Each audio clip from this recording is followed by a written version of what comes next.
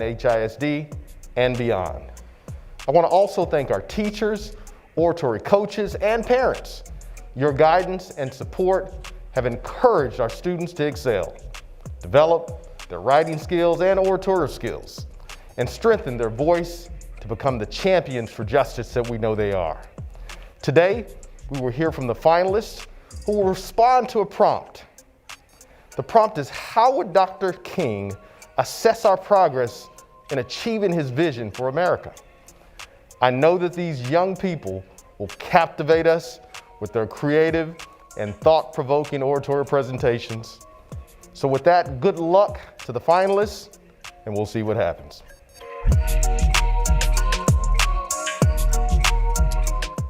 All right, that was awesome. Thank you, Superintendent House.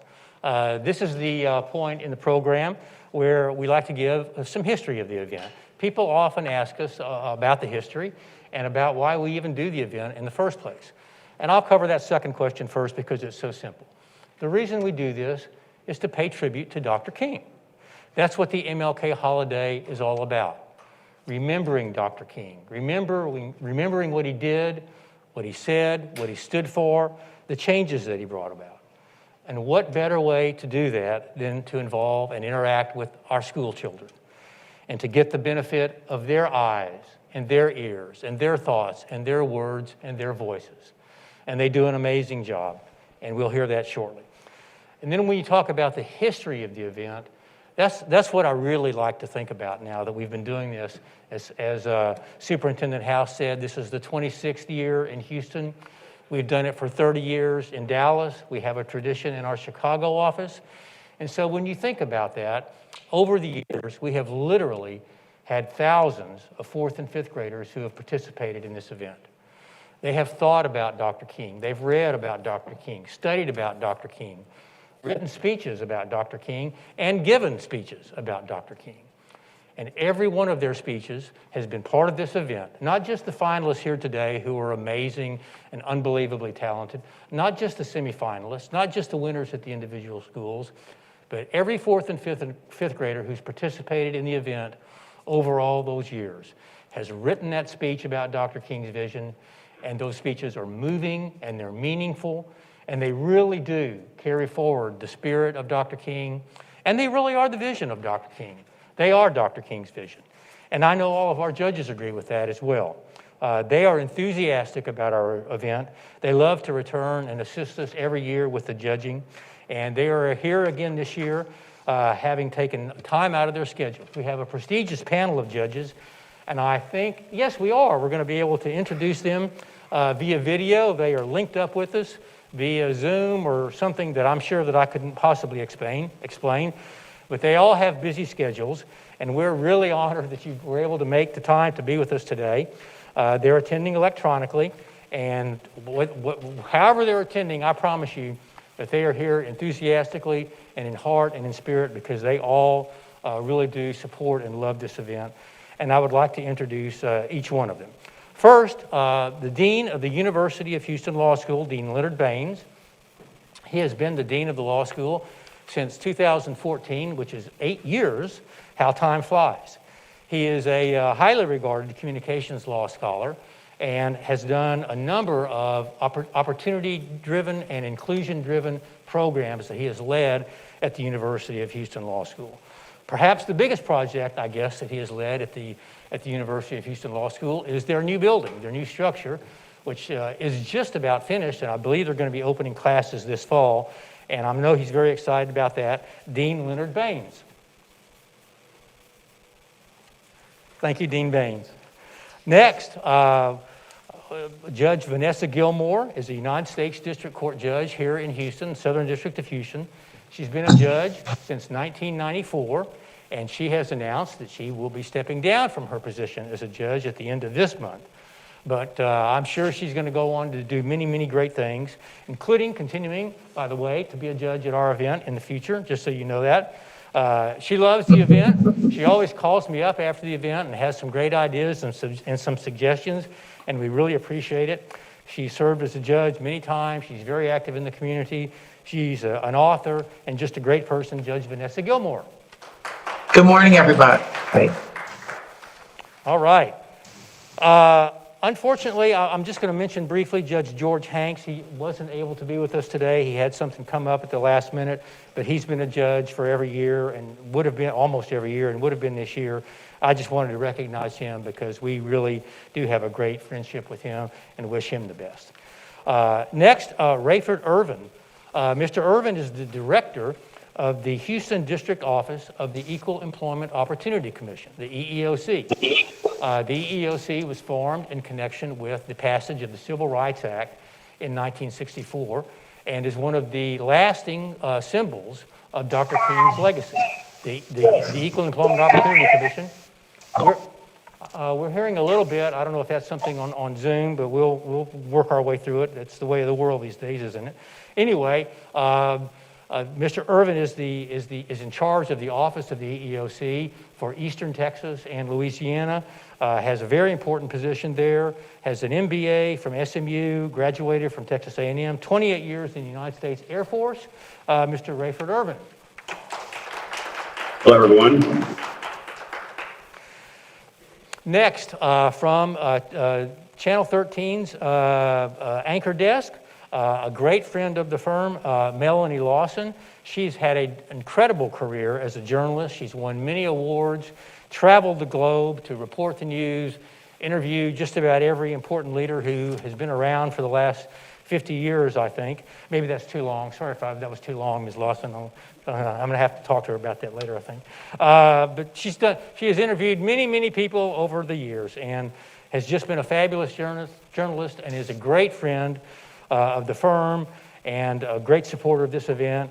Her undergraduate degree is from Princeton University, and she holds a joint degree in law and journalism from Columbia University. Melanie Lawson. Hi, everybody.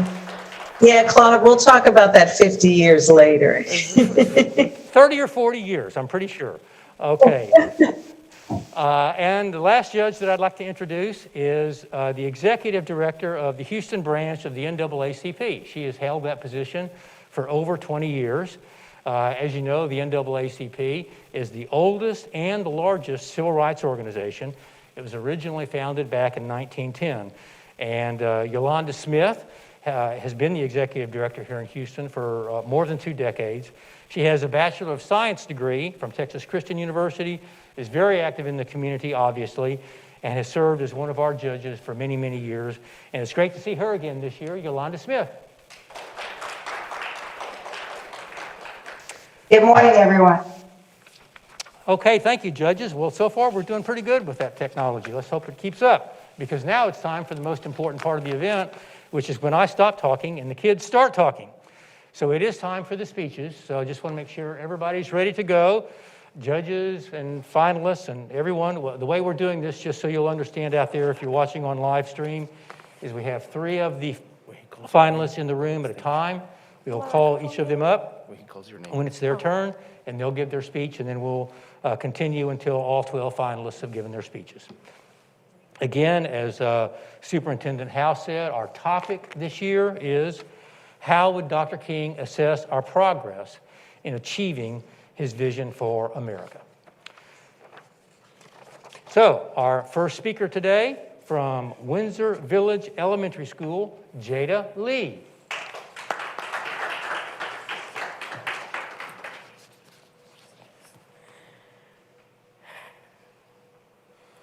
I know what you are thinking.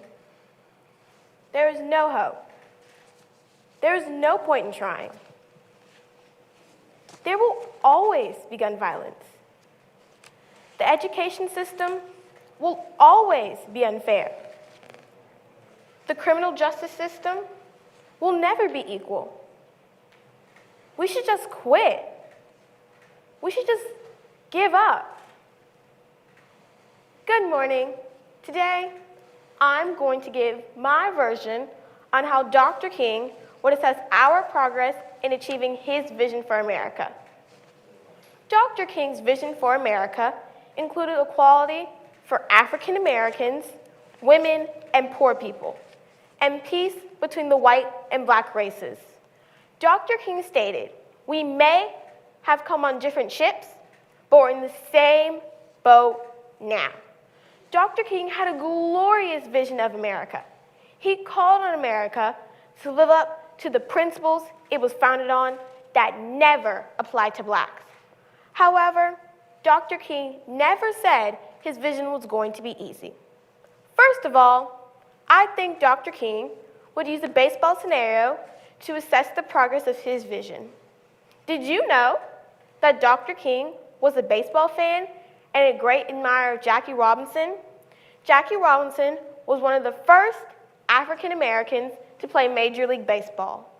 Fans threw water bottles at him and even cursed at him. Even his teammates complained about having to play with him.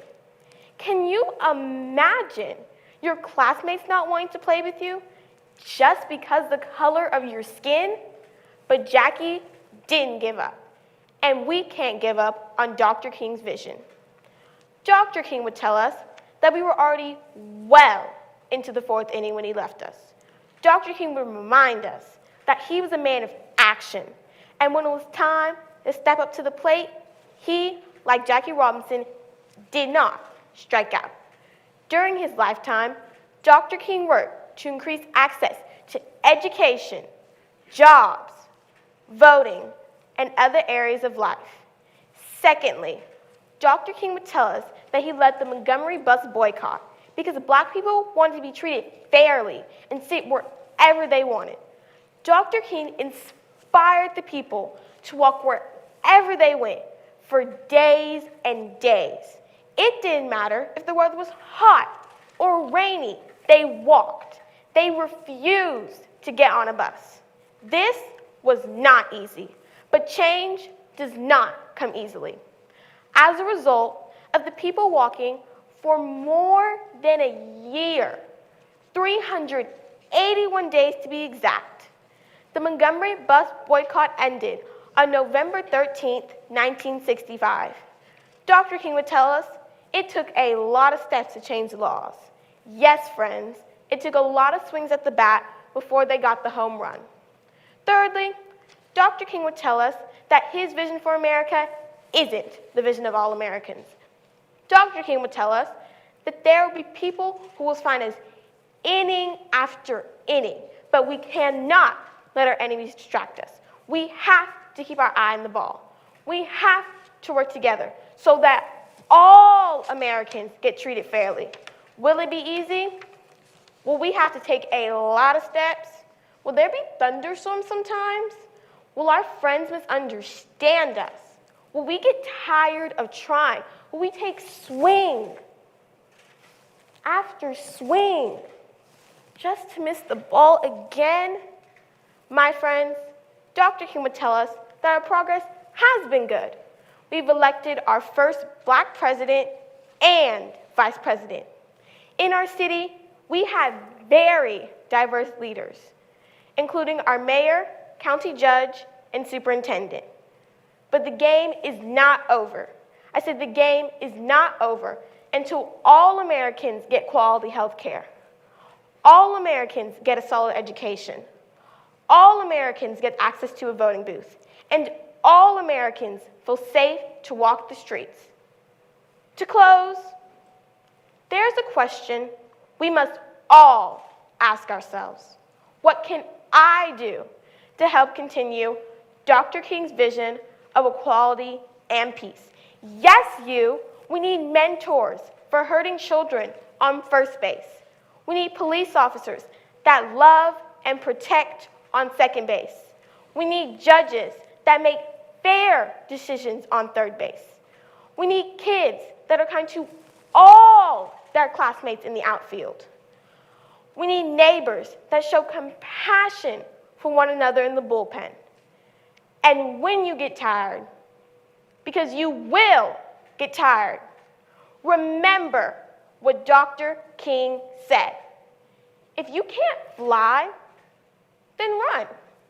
If you can't run, then walk. If you can't walk, then crawl. But whatever you do, I said, whatever you do, you have to keep moving forward. Thank you. Great job. All right, thanks for getting us off to a great start, Jada. I love the baseball analogies, and I'm glad that you're still swinging away. And I bet you're going to hit a home run one of these days. Next, from Blackshear Elementary, Cornelius White. Come on, Cornelius.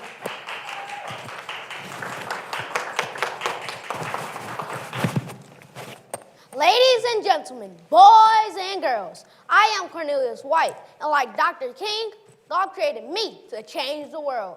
As a 2021 Little League Super Bowl champion, I am a superstar cornerback and linebacker. Even though I am the smallest fifth grader on the team, I get the most tackles, so I know a lot about football. I believe Dr. Martin Luther King Jr. would assess our progress in achieving his vision for America by pointing out through the eyes of a preaching football referee. You see, a referee wears white and black. Amazingly, all of the stripes on the referee's shirt go in the same direction. If all of the stripes on the referee's outfit can go in the same direction, then surely America can. Dr. King will be amazed at how far we have progressed because he fought his whole adult life for equality. I envision Dr. King refereeing a game of life, with America being the home team. According to Wikipedia, American football is the most popular spectator sport to watch in the United States. Imagine Dr. King in the NRG Stadium, looking amongst the fans and players, taking note of all the accomplishments that have made in America. Dr. King once prayed, "Oh God, help us to walk together, to pray together, to sing together, to live together." Now, we have integrated football teams with African-American head coaches and quarterbacks. Spectators can sit anywhere that their money can afford to buy. Referees can come from any ethnicity, race, or gender. Dr. King will be delighted to see people from different races fist bumping and hyping each other up while playing for the same team. Dr. King would then go on to assess our progress in achieving his vision for America by pointing out to his team of referees the darkness that has corrupted America as he shows us the light. The night before Dr. King was assassinated, he delivered his famous "I want to be free" speech. And in that speech, he said, "The world is all messed up. The nation is sick. Trouble is in the land. Confusion is all around. But I know somehow that only when it is dark enough can you see the stars." One officer's mistake caused the revival of a whole movement, Black Lives Matter. They would call a person to follow on our team. It was 9 minutes and 29 seconds that our nation had to take a knee because we had a brother that was down. Now, the kids in my school community had to relive that every day as we passed the George Floyd Monument located at Jake Yates High School. We wonder, will we be the next victim? Not to mention the jersey numbers that are retired far too soon. 25, Ahmaud Arbery. 26, Rodney King. 14, Emmett Till. Though the sky was and still is dark, Dr. King's vision was all about nonviolence. When Texas gun laws were changed to allow people to openly carry a gun, Dr. King would call holding because they're holding on to the wrong things. Senseless school shootings have taken place right here in America. Students in Oxford, Michigan are still traumatized. Dr. King once said, "Nonviolence is a powerful and just weapon. Now, let's use it." When the insurrectionists stormed the Capitol on January the 6th, 2021, Dr. King would throw a flag and say, "All sides." But I will ask, whose side are they really on? Lawmakers took shelter. Police were injured. People perished. However, our stars, President Joe Biden and Vice President Kamala Harris, are still elected and shine brightly. Finally, instead of sending a telegram, Dr. King proudly posted on Instagram, "I hear you, America. The pandemic blindsided the world like injustice. Listen to our scientists. Stay prayed up, get vaccinated, and mask up. Children deserve a chance to grow up, achieve their dreams, and someday score. I still have a dream. Touchdown." Thank you. All right, great job. Thank you. Baseball, football, starting to remind me of the Olympics. But that was a perfect spiral, Cornelius. Great speech. Okay, next, from Crespo Elementary School, Zedric Javier. Zedric?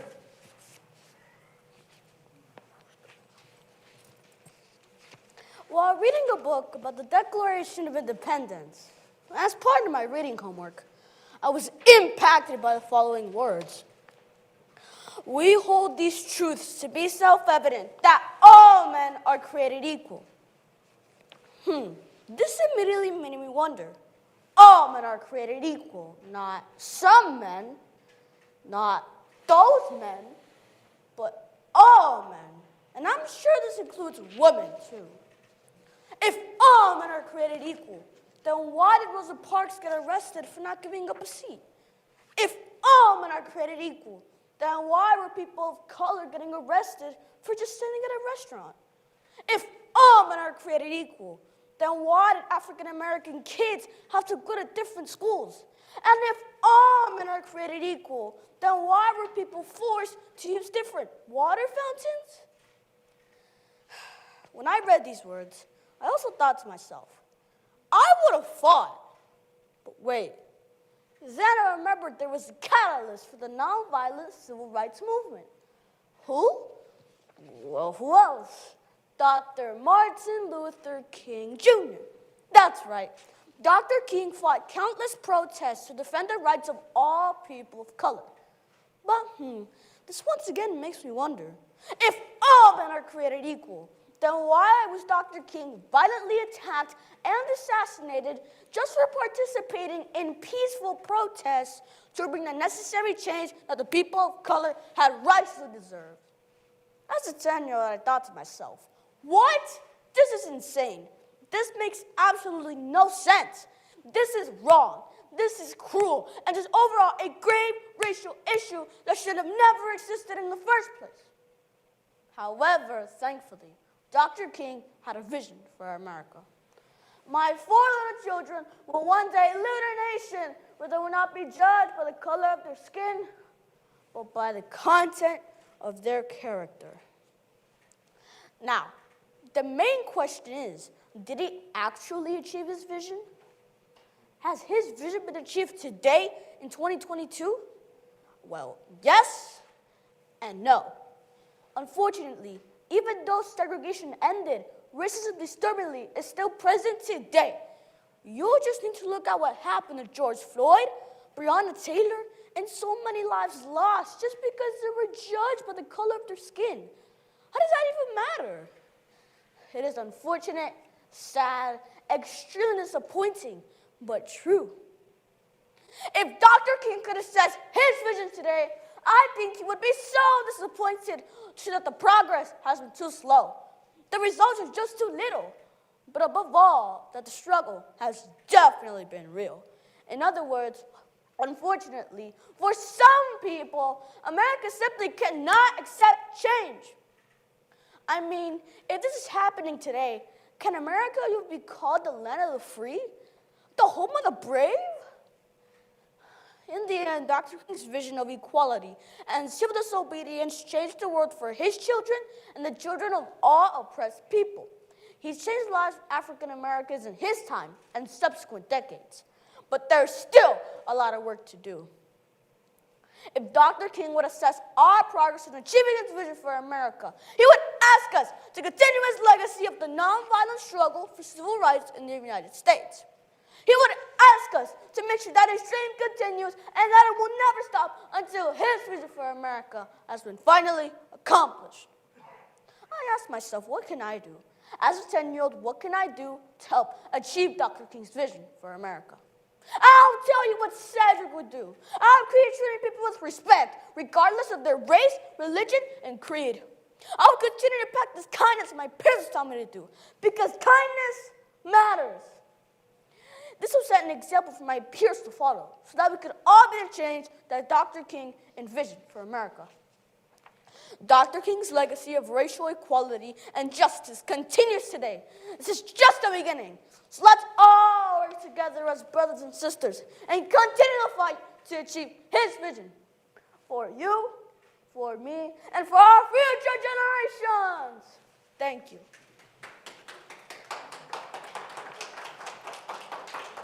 Great job, Zedric. That's a lot of visionary thinking for a 4th grader. Really, really, really good work.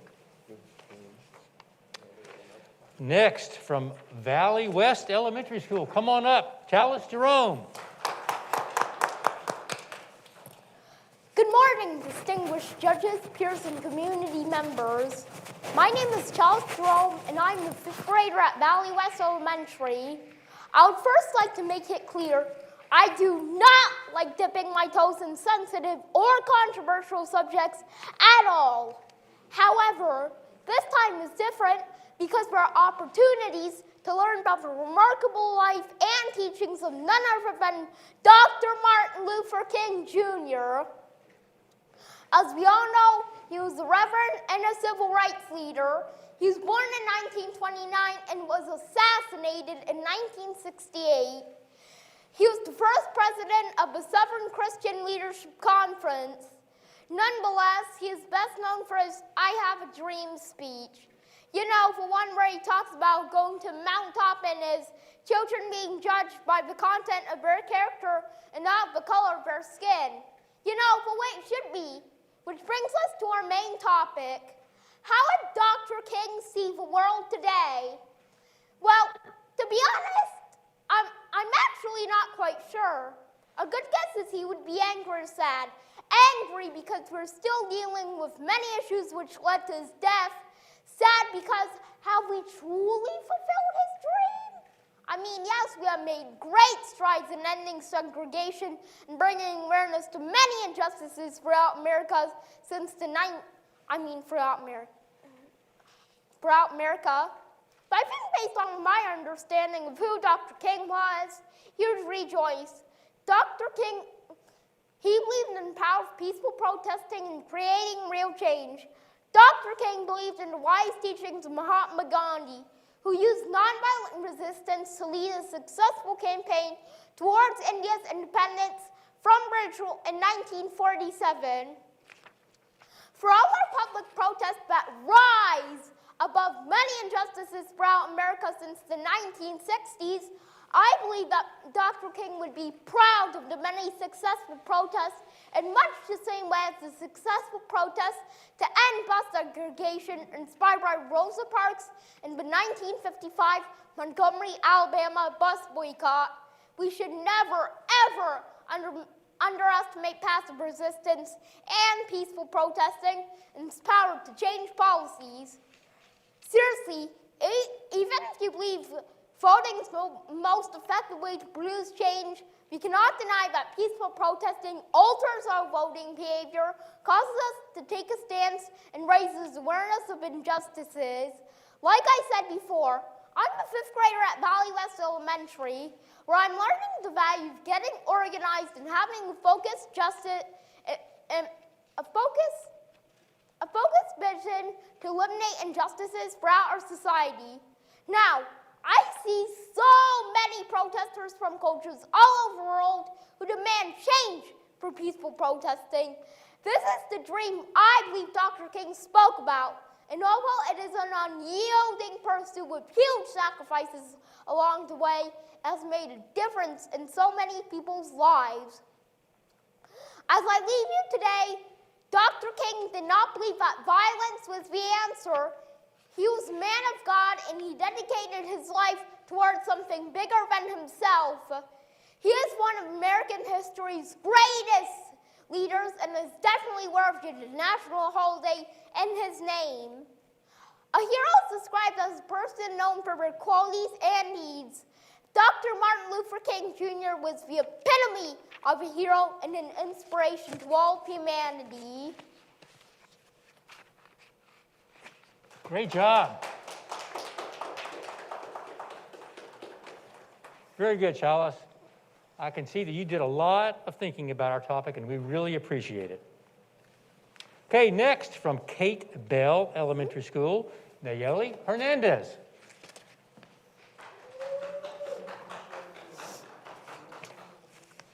Good morning. My name is Nayeli Nicole Hernandez, and today I will be representing Kate Bell Elementary School.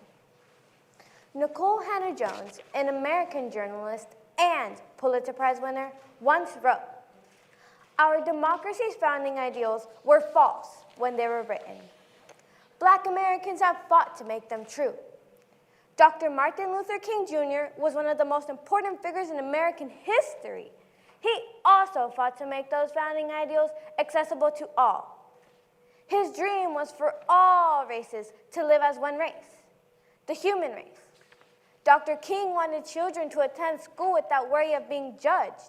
He wanted freedom and equality for all people and fought nonviolently to make his dream a reality.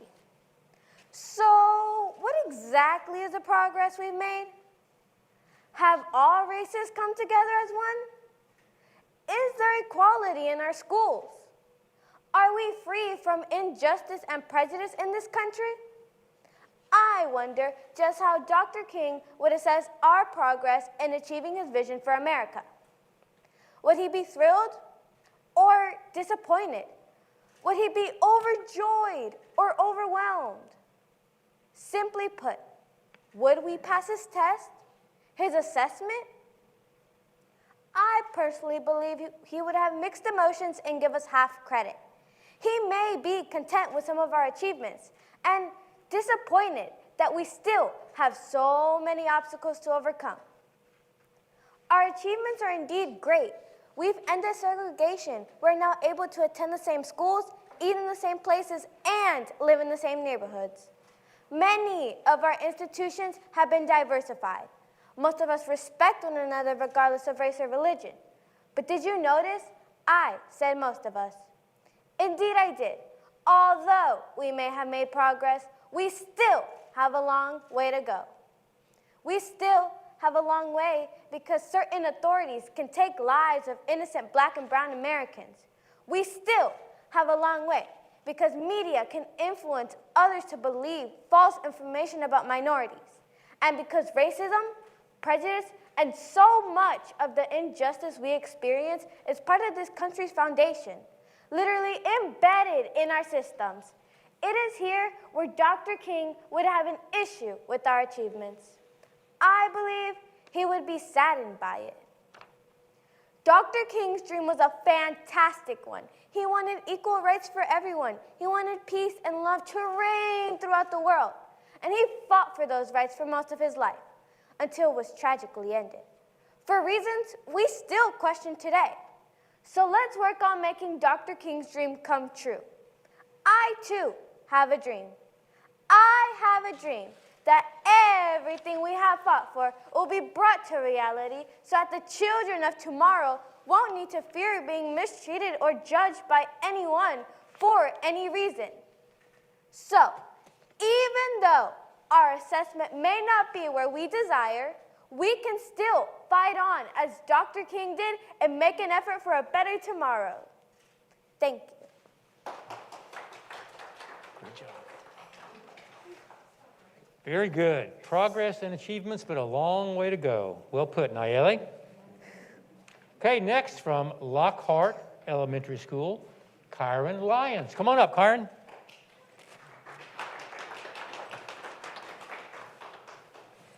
Chains. President Abraham Lincoln declared the end of slavery over 155 years ago. Yet, it still feels like we are locked in chains to this very day. Dr. Martin Luther King Jr. wanted us not to be judged by the color of our skin, but by the content of our character. How am I supposed to feel that his dream came true when African Americans are getting harassed, beaten, and even killed just because of the way we look? George Floyd, Trayvon Martin, Tamir Rice, Breonna Taylor, and many, many more have all experienced this injustice. But we're not doing anything to make this better. With the violence portrayed in movies and TV shows, the production of certain kinds of rap music, this all contributes to the negative stereotypes that keeps us locked in chains. Although it's not just African Americans, it's Asians, Hispanics, and many other minority groups that are being discriminated against every single day. But I believe my generation can make a difference. I believe we can end this cycle of hatred and break these chains. We can do this by educating ourselves and our future children to love and respect everyone based on who they are and not by how they look. Let's break these chains. Thank you. All right, great job. Chains. Chains, a hard image to think about, Kyron, but I'm glad that you have faith in your generation. So do the rest of us. Okay, from Young Elementary School, Diana Moreno. Diana. Thank you. Can you hear it? The cries of mothers for their lost sons and daughters. Can you feel it? The rapping heartbeat of a young black man being pulled over by the police. Can you sense it? The fear of minority in this country. These things must change. The dream of Dr. King has yet been realized. Dr. King would say, yes, there has been progress. However, more work needs to be done. We must roll up our sleeves and use the mighty tools we have, our brains and our hearts. Dr. King wanted there to be called for all. Ha! Equality? What's that? Even today, 53 years after his death, minorities are still being profiled, feared, and executed. Equal rights? How? I can't even speak the own language of my own ancestors without someone saying, this is America, speak English, or go back where you came from. ¿Cuál es el problema? I come from here, America. It's my right to be here, right? Equality? Not yet. We still have so much work to do. The dream of Dr. King has yet been realized. Dr. King said, we refuse to believe that the Bank of Justice is bankrupt. We refuse to believe that there are insufficient funds in the great vault of opportunity of this nation. So, we came to cash this check, a check that will give us upon the demand the riches of our freedom and the security of justice. So, in today's words, it's my freedom and I need it now. The work starts with U.S., or should I say USA. Non-minorities, treat your black and brown brothers and sisters like people. People who committed so much to the world and country. Look around you. Minorities created this. A country that can truly be great, where all men are created equally and the dream of Dr. King can be realized. Minorities, continue standing up for your rights, your freedom, and justice.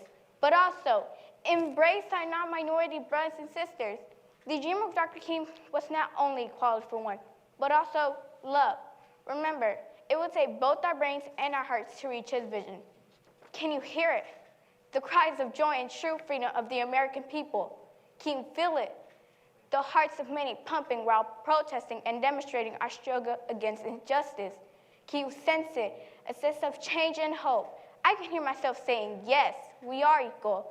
I can feel my heart pumping as I walk across the stage, graduating college, top of my class. Yes, I can sense that I'm the one who can make a change happen. Me, a little brown girl from Sunnyside. I know change for equality starts with me. Dr. King said, if you can't fly, then run. If you can't run, then walk. If you can't walk, then crawl. But whatever you do, you have to keep moving forward. America right now, we're on a slow crawl to Dr. King's vision being realized. It is now time to fly. Thank you. Great job. Time to fly. And fly you will, Diana, with that determination. Keep it up. Thank you. Next, from Cornelius Elementary School, Marquise Ambers.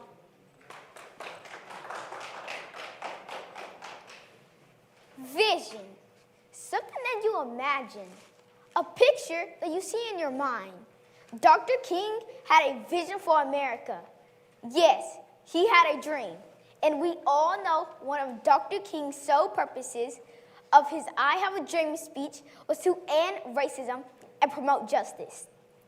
In his speech, he spoke about how America wasn't owning up to its doctrine about equality for all. Now, if you're asking me, how would Dr. King feel about America carrying out his vision for this great country? I'd say bittersweet. Yeah, We're all going to the same schools, being helped in the same hospitals, living in the same neighborhoods, and even marrying interracially without being persecuted. So, okay, I'd say we've done a lot to achieve that dream. But Dr. King was a man of peace and positivity. He will not appreciate the violence that continues at the hands of police brutality or the riots that come after. He said, peace is not merely a distant goal that we seek, but a means by which we arrive at that goal. What does that mean? It means that as Dr. King urged the people of his day to take part in marches and sit-ins, he did so with a solid stance on nonviolence. His vision included peace in every way possible. He understood the anger and frustration that builds and lives in the hearts of the oppressed, but he will not have approved of us allowing that anger to attack our own neighborhoods and businesses. I believe Dr. King would support the Black Lives Matter movement, which does not say one kind of life is better than another, but stresses that all lives matter, including Black Americans. If he was here, I believe he marched with the movement, but he would speak out against those who took to the streets to vandalize property in an attempt to express outrage, sadness, despair, and frustration. He operated from a place of love and peace. Now, don't get me wrong, he didn't want us to just roll over and be a doormat dummy. He would encourage and remind us of what the people in his day went through at the hands of hate-filled police and how the law was very on our side. He will point out how the laws have improved and that we should not only use the law, but know the law. Dr. King learned all he could and used that knowledge to make a change. We need to as well. We need to know our rights and defend them by speaking up for ourselves and our communities to make the changes that need to happen. He will tell us to show up and support the legislative changes that will help prosecute more police and individuals who want to operate out of their hatred rather than a sense of fairness. Nonviolence has always been the way for Dr. King. Peace has always been his motto and major part of his vision for America, but he knows that without justice, there can be no peace. Dr. King said, true peace is not merely the absence of tension, it is the presence of justice.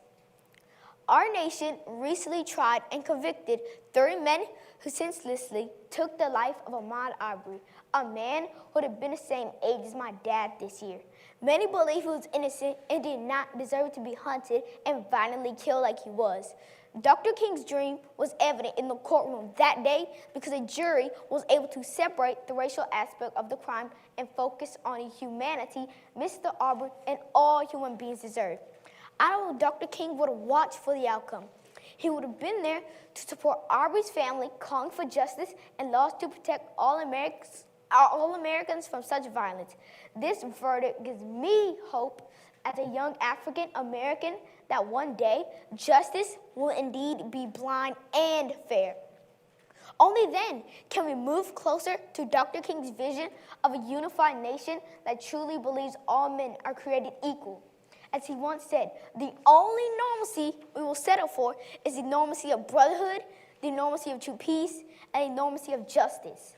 Brotherhood, peace, justice. If we work together with these three in mind, we can achieve Dr. King's vision. Thank you. All right, very good. Dr. King's assessment would be bittersweet. Very thoughtful, Marquise. Thank you. Okay, next from Thompson Elementary School, Giselle Wilson.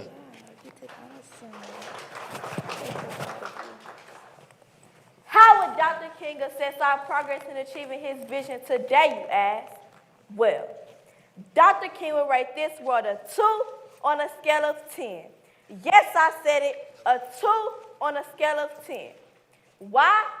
Well, we have had our memorable moments like our first African-American president, Mr. Barack Obama, and our first African-American female vice president, Ms. Kamala Harris.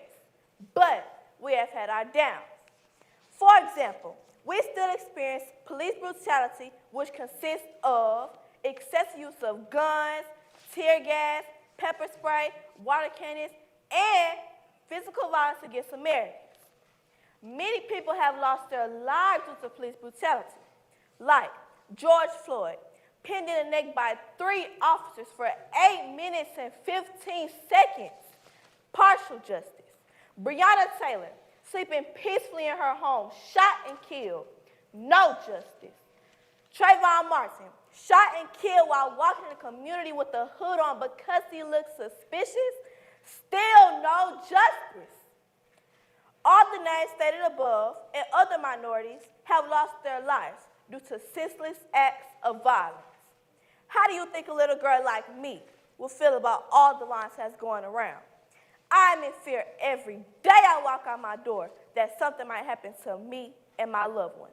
I'm in fear that one of my peers might get angry and feel the need to hurt my classmates and I. Little children and women are getting kidnapped and sold every single day due to cruel Americans. A little girl like me is scared to run to the police for help because I'm frightened they might shoot me. Hands up, please don't shoot. Like Dr. King stated, we should fight with peace, not violence. We should love one another for who we are and not be judged by the color of our skin. Dr. King was a noble activist who protested for all races to be equal. He also believed in nonviolence, yet this still happens daily. Every time you turn on the TV, violence. Every time you turn on the radio, violence. Every time you go on the internet, there is violence. Dr. King took on a major role for all Americans. He traveled and spoke up on what he felt was right when no one else would. He marched when no one else could. He knew and saw what was happening, and it wasn't so good. So Dr. King spoke up for the greater good. People, it's time to revisit his teachings and realize it's time to make a change. We must continue to remind ourselves that if one fall, we all fall. But if one stand, we all can stand and save the greatness of humanity. If we want to make a change, we must start now. Not tomorrow, not next week, not next year, but now. Just start by looking at yourself and ask, how can I make a change to the world? Then look at your peers and get information so that we can make Dr. King proud of what he fought so hard for. It's time to become the beloved world that Dr. King spoke and visioned about 57 years ago. Stand tall and stand up the same way Dr. King stood up, and continue to fight for equality and justice for all. Let's make him proud and make sure he is at peace of the outcome of the world. As Dr. King stated, free at last, free at last. Thank God Almighty, we are free at last. Thank you. Great job. 2 on a scale of 10. That's an honest assessment from a 5th grader today. Thank you, Giselle. Next, from Pleasantville Elementary School, Annalise Templeton.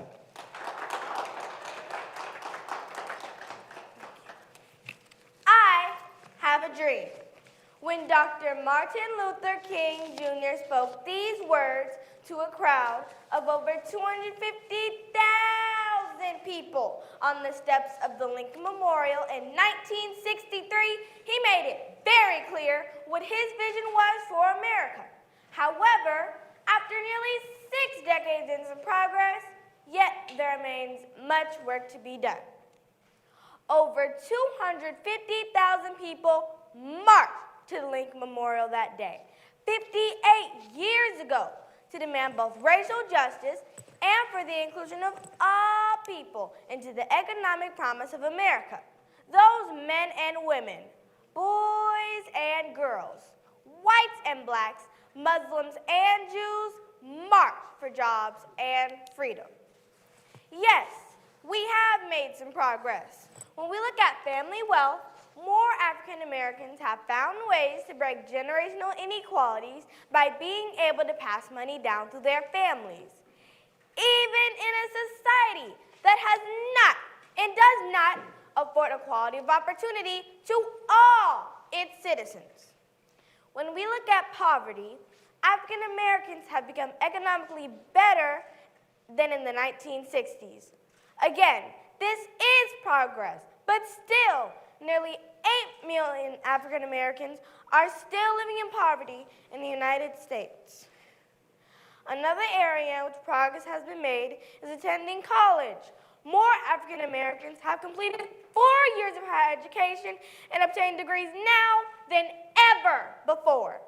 Glimpses of this can be seen in politics, law enforcement, and government. Today's U.S. Congress is the most diverse it has ever been. Yes, Dr. King would certainly celebrate the progress we have made.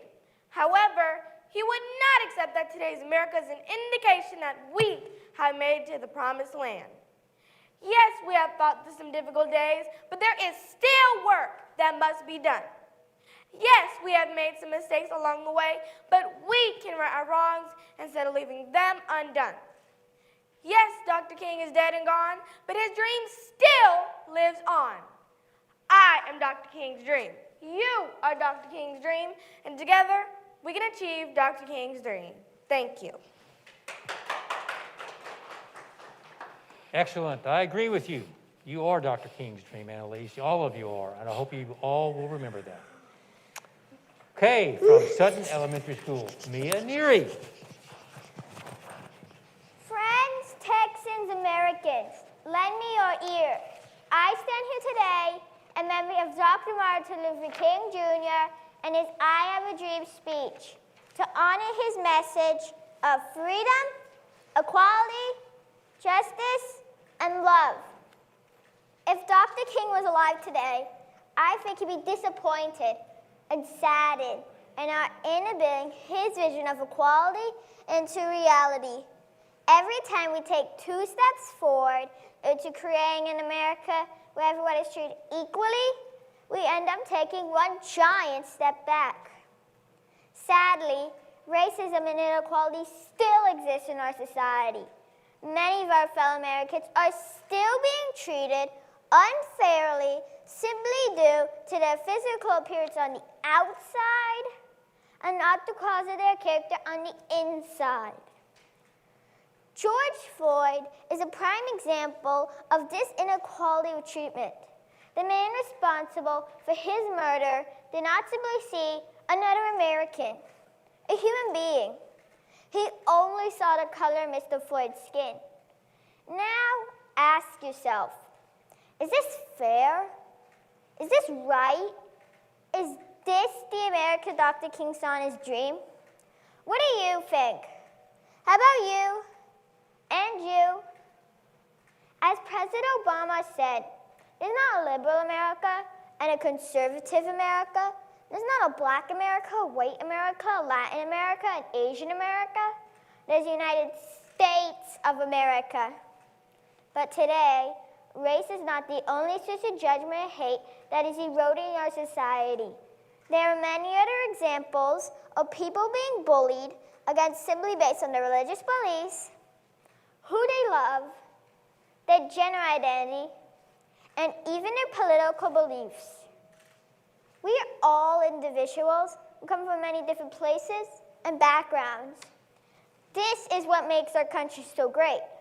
We need to recognize that our differences are actually our strengths. Our unique perspectives make our society stronger and gives it a greater foundation to hold us up in the future.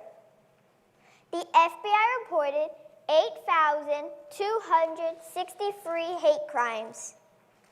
And even more disturbing is that most hate crimes go unreported or miscategorized. George Floyd, Ahmaud Arbery, and others like Matthew Shepard have restored important conversations. But it is not enough. What about all the others? The ones who did not make the front page, the ones who simply got swept under the rug, ignored.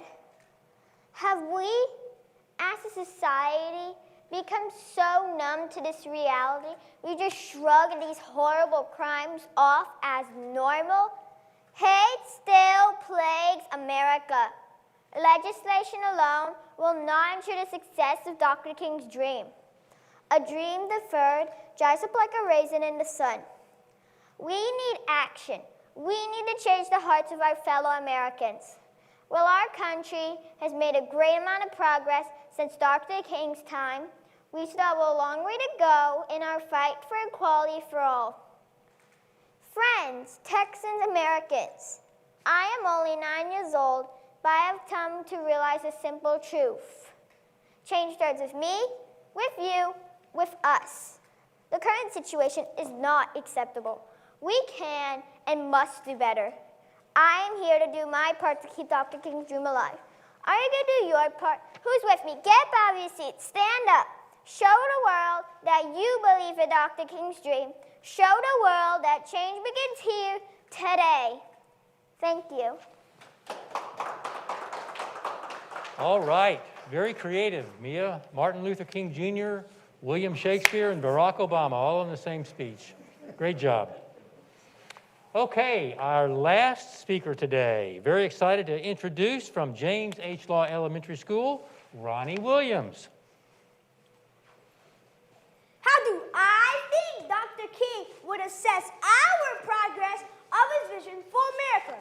I believe Dr. King would assess how America is progressing with his vision by comparing how it started with how it's going.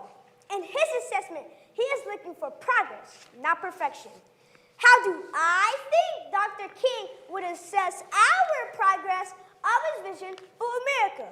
I believe Dr. King would use a method kind of like the STAR test.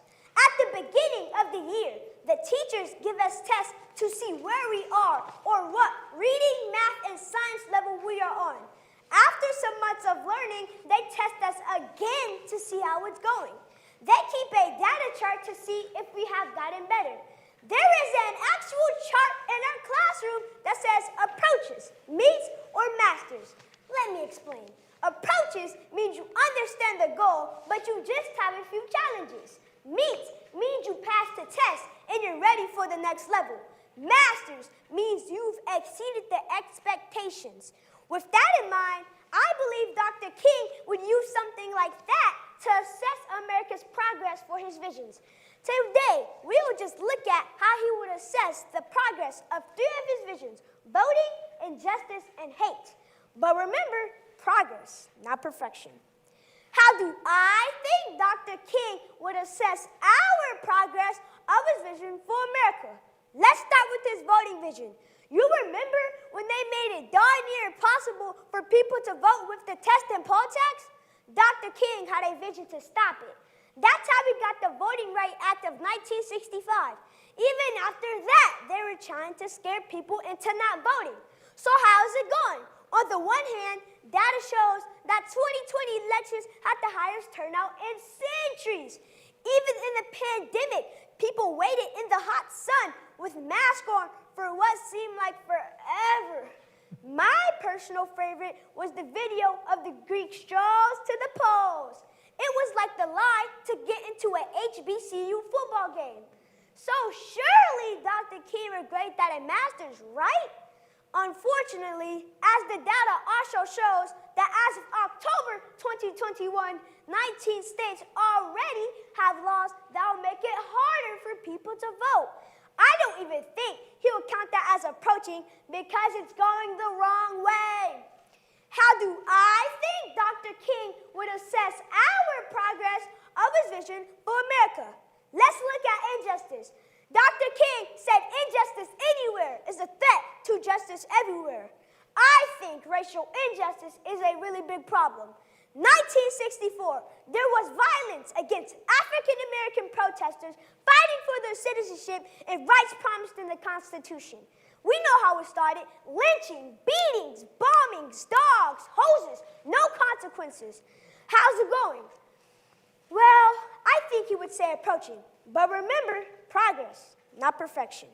Finally, how do I think Dr. King would assess our progress of his vision for America? At the core of his vision was the desire to stop hate. He believed that if we could stop hate, then the acts of hate would stop also. I believe Dr. King will give America a higher score on this one. Data shows that hate is being exposed and expelled live on Instagram, Facebook, TikTok, and thankfully at my school. I know some of you may disagree with me, but remember, progress, not perfection.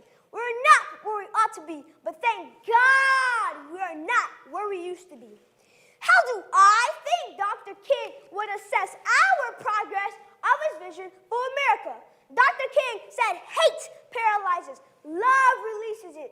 Hatred confuses life, love harmonizes it. Hatred darkens life, love is light. So when the data shows how many Americans stood in harmony and released love crisis after crisis, he will say that's progress. There has been a lot of dedicated individuals over the years that has helped America reach her goal of justice for all. He would be proud to see how far we have come and encourage us to work harder. When he compares how it started to how it's going, his assessment will read, progress, not perfection. Thank you.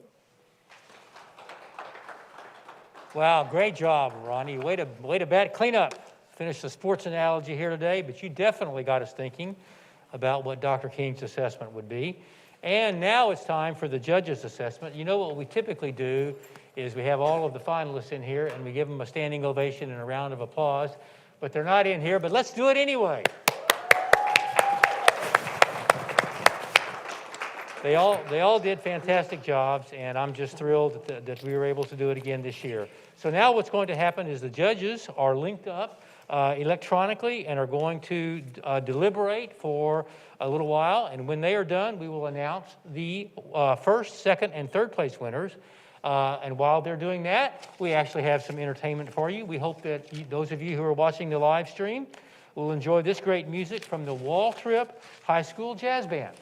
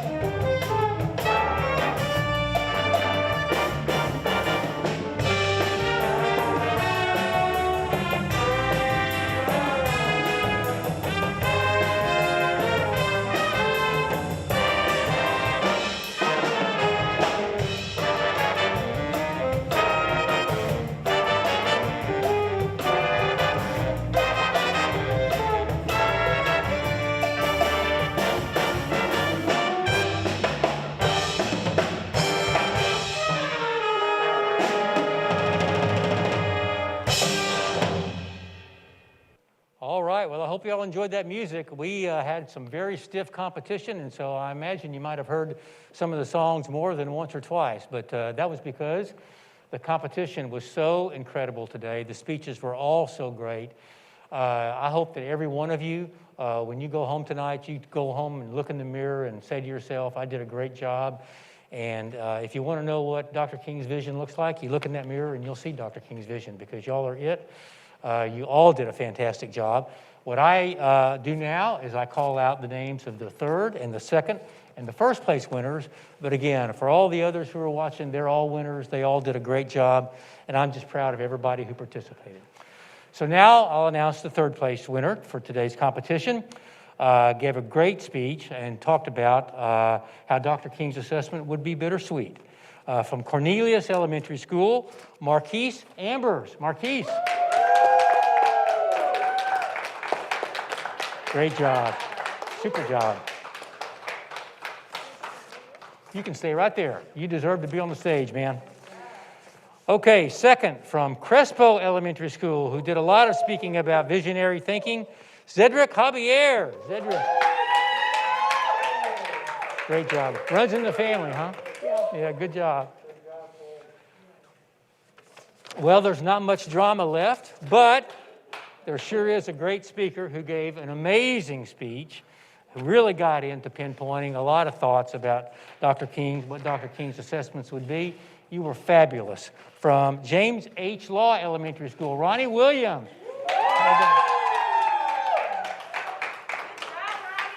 Okay, so usually we have a crowd full of about, I don't know how many people fit in the church when we have the competition here.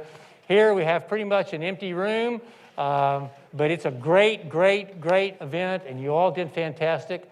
And so what we're going to do is close this event, and we'll see you again next year. Hopefully we'll have be back at the church for all the excitement, but until then, you guys have a great year. You're all winners. Thank you.